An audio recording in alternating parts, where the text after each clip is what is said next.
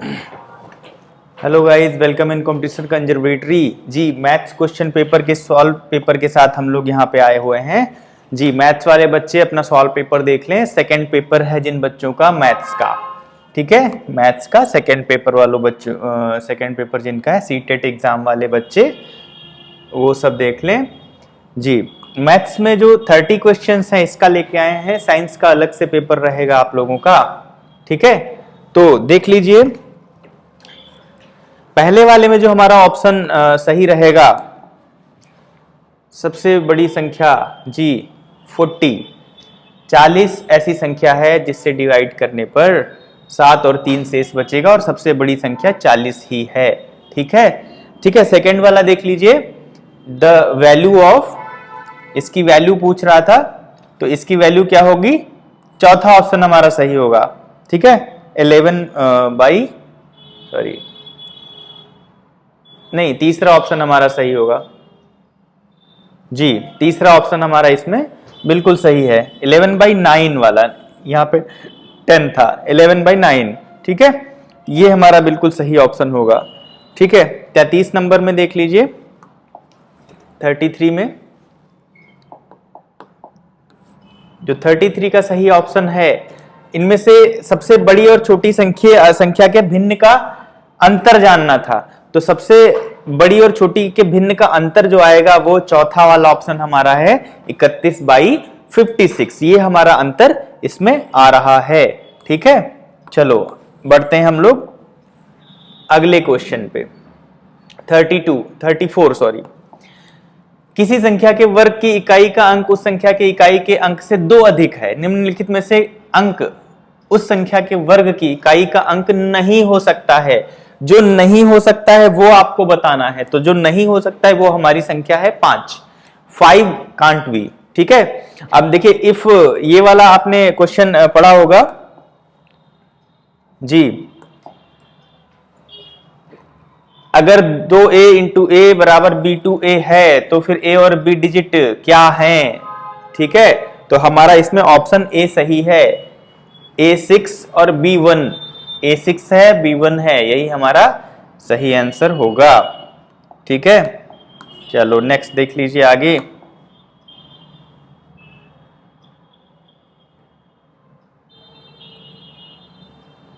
जी, यदि a minus B बराबर 11/5, ये वाला क्वेश्चन जो भी है, आपके में क्वेश्चन चेंज हो सकते हैं, क्वेश्चन बच्चों आपके में चेंज हो सकते हैं, ठीक है।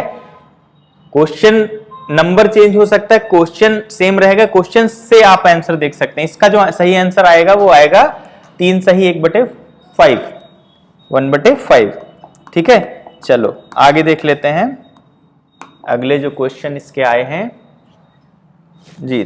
37 नंबर पे देख लीजिए, then what is the value of 11x plus 21/2, इसकी वैल्यू पूछ रहा है, क्या होगी, इसकी वैल्यू जो आएगी वो आएगी 31। Third option is the right answer, ठीक है। 38 नंबर में देख लीजिए, इसका गुणनखंड पूछ रहा है, इनमें से कौन इसका एक गुणनखंड है, ठीक है। तो 38 नंबर में कौन सा इसका गुणनखंड होगा जी, इसका गुणनखंड चौथा वाला होगा, फोर्थ ऑप्शन इसका सही एक गुणनखंड है, ठीक है। चलो इसका ऑप्शन चौथा जिन बच्चों ने लगाया है उनका बिल्कुल सही आंसर होगा। 39 पे आ जाते हैं। कोई दुकानदार एक पंखे को 1500 पर खरीदता है, उसको 2500 मूल्य अंकित कर देता है, यानी 1000 रुपए बढ़ाकर उस पर लिख दिया, ठीक है। वह उस पंखे को उसकी अंकित मूल्य पर 20% की छूट देता है, मतलब 2500 पर 20% की छूट देता है, यानी इसका 20% कितना हो गया, 500 रुपए, यानी जो उसकी एक्स्ट्रा बढ़ाया था उसमें से 500 घट गया। साथ ही नगद भुगतान पर उसने 250 की और छूट कर दी, मतलब इसमें से बचा कितना, 250 और निकाल दो तो 250 बचा। यदि कोई ग्राहक पंखे को नगद भुगतान करके खरीदता है तो दुकानदार को कितना लाभ हुआ, तो 250 हुआ, 250 ही तो बच रहा है, सीधा सीधा साथ में लगाते चले जाते इसको, ठीक है। चलो नीचे वाला देख लीजिए, जब संख्याओं 4, 10, 12 और 24 में प्रत्येक में x जोड़ा जाता है तब इनका क्रम प्राप्त परिणामी संख्याएं समानुपात हो जाता है। 3x + 1 का मान क्या होगा जी, इसका मान जो आएगा वो आएगा 13, इसका मान 13 आएगा। ठीक है, चलो अभी सिर्फ आंसर बताए जा रहे हैं आपको, आंसर इसको एक्सक्लेमेशन, अभी सिर्फ आंसर बताए जा रहे हैं ना, एक्सप्लेनेशन की उम्मीद मत रखिएगा। यदि 3x माइनस 30 डिग्री और 2x प्लस 20 डिग्री को दो संपूरक कोण हैं तो 2x माइनस 4 डिग्री का मान क्या होगा? जो इसका बिल्कुल, इसका जो सही आंसर आएगा वो आएगा हमारा पहला ऑप्शन 72 अंश का कोण। ठीक है, फर्स्ट ऑप्शन इसमें आपका सही रहेगा। ठीक है, मैथ्स का ये सेकंड ऑप्शन सही रहेगा। 42 पे आ जाते हैं। 42 नंबर पे किसी त्रिभुज PQR के कोण P और Q क्रमशः 30 डिग्री और 50 डिग्री हैं। यदि कोणों P और Q के समद्विभाजक एक बिंदु O पर मिलते हैं तो इसका मान आपको बताना था। ठीक है, इसका मान होगा 190 डिग्री। ठीक है, सेकंड ऑप्शन इसमें बिल्कुल सही होगा जी। निम्न मापनों सीएम सेंटीमीटर में से किन से एक समकोण त्रिभुज की भुजाएं नहीं बन सकती हैं, ये बताना है आपको, जिनसे नहीं बन सकती हैं। ठीक है, तो इसमें देख लीजिए इसमें किससे नहीं बन सकती हैं, इस वाले से, थर्ड ऑप्शन 4.6 और 7.5 इससे नहीं बन सकती हैं। ठीक है, चलो नेक्स्ट देख लीजिए, लास्ट वाला जो हमारा ये 44 नंबर 44 नंबर पे which of the following letter does not have rotation symmetry, जिसमें रोटेशन सिमेट्री नहीं लागू होती है वो वाला हमें बताना है। तो इसमें ई है, ई में हमारी घूर्णन सममिति नहीं है।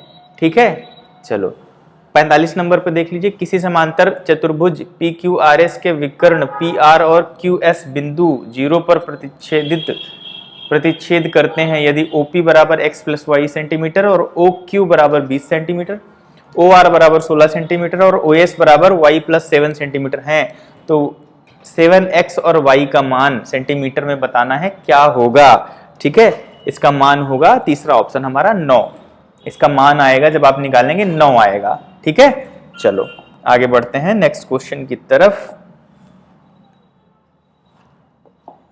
किसी समलंब के परिमाप और क्षेत्रफल क्रमशः 52 सेंटीमीटर और 180 सेंटीमीटर स्क्वायर है। यदि इसकी असमांतर भुजाओं का योग 20 सेंटीमीटर है तो इसकी समांतर भुजाओं की बीच की दूरी कितनी होगी, ये हमको बताना है। इसके बीच की जो दूरी होगी वो होगी 10 सेंटीमीटर। जब आप क्वेश्चन हल करेंगे तो आपका तीसरा ऑप्शन इसमें बिल्कुल सही आना चाहिए। ठीक है, चलो 47 पे आते हैं। What is the 47 number?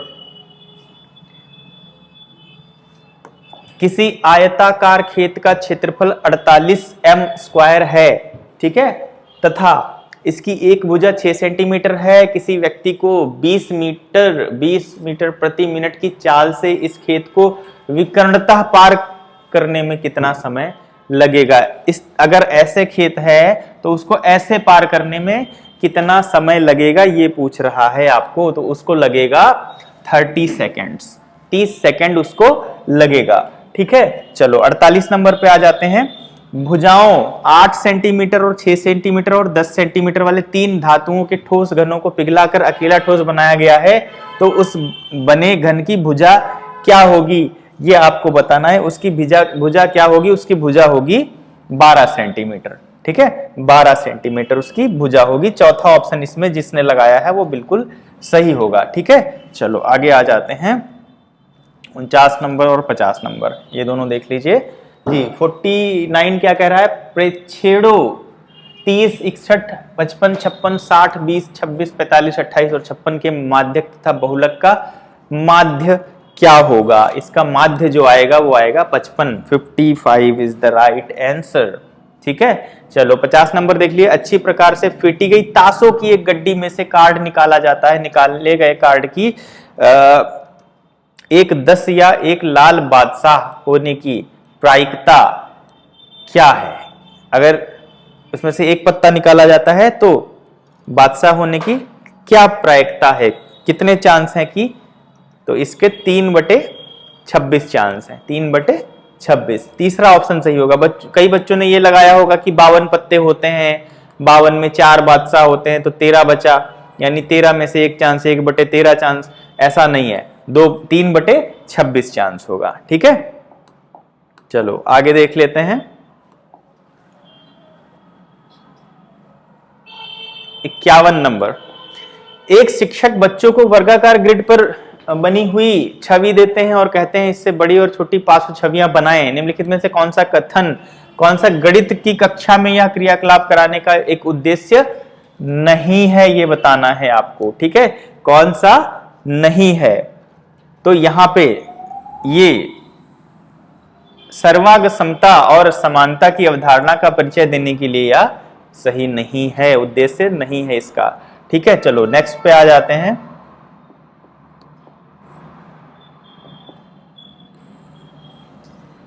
Next देख लेते हैं हम लोग 52,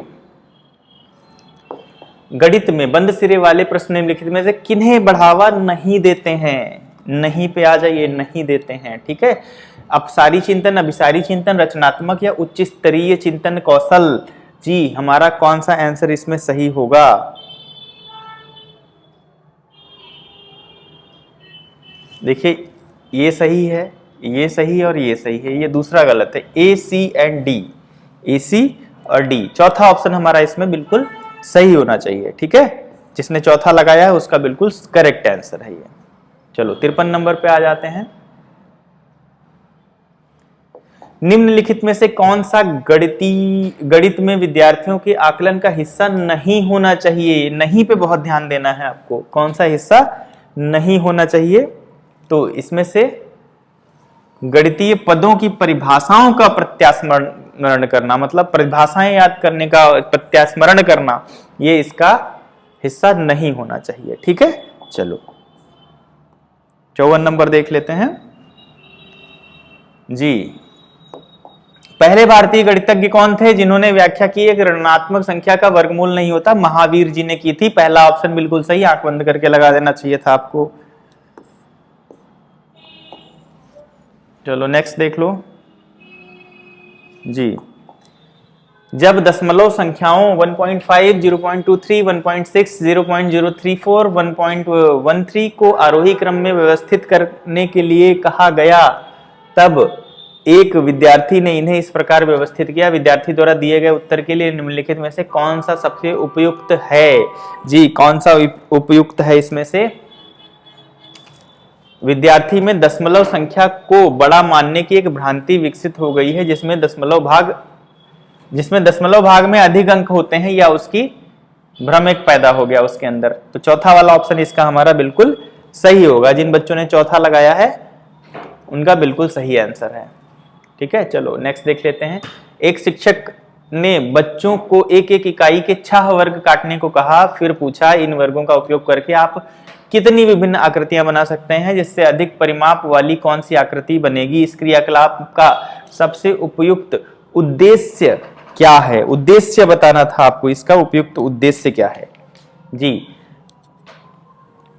तो याद किए हुए सूत्रों को एक नए संदर्भ में लागू करना। चौथा वाला ऑप्शन हमारा बिल्कुल सही हो जाएगा। ठीक है, 4th option is the right answer. चलो 57 पे आ जाते हैं। जी, एक बच्चा एक समीकरण x + 7 = 15 का हल इस प्रकार करता है, x + 7 - 7 = 15, x = 15। जी, उस बच्चे के लिए सर्वोत्तम उपचारात्मक कार्यनीति क्या है? वैकल्पिक विधि का उपयोग करते हुए समता की अवधारणा की व्याख्या करें। तीसरा वाला हमारा इसका बिल्कुल सही आंसर होगा। ठीक है, तीसरा वाला जिन बच्चों ने लगाया उनका बिल्कुल सही आंसर होगा। ठीक है, चलो 58 नंबर देख लेते हैं। जी, राष्ट्रीय पाठ्यचर्या रूपरेखा 2005 के अनुसार अंकगणित और बीजगणित के शिक्षण के दौरान शिक्षार्थियों में कौन से महत्वपूर्ण कौशल विकसित किए जाने चाहिए? कौन से महत्वपूर्ण रहेंगे? ये दिए हैं, संबंधों में पैटर्न खोजना, बीजगणितीय सर्व समीकरणों को याद करना, संख्याओं के मध्य संबंध देखना, बीजगणितीय संकेतनों को लिखने का गहन अभ्यास करना। तो लिखने का इसमें गहन अभ्यास होना चाहिए या नहीं होना चाहिए आपके अकॉर्डिंग? जी, तो हमारा इसका ऑप्शन क्या हो जाएगा, ए और सी। संबंधों में पैटर्न खोजना और संख्याओं के मध्य संबंध देखना। ठीक है, याद करने वाला और अभ्यास करने वाला, लिखने का गहन अभ्यास, इनमें ये गणित में नहीं होता। ठीक है, चलो नेक्स्ट आ जाते हैं हम लोग 59 पे। जी 59 देख लीजिए।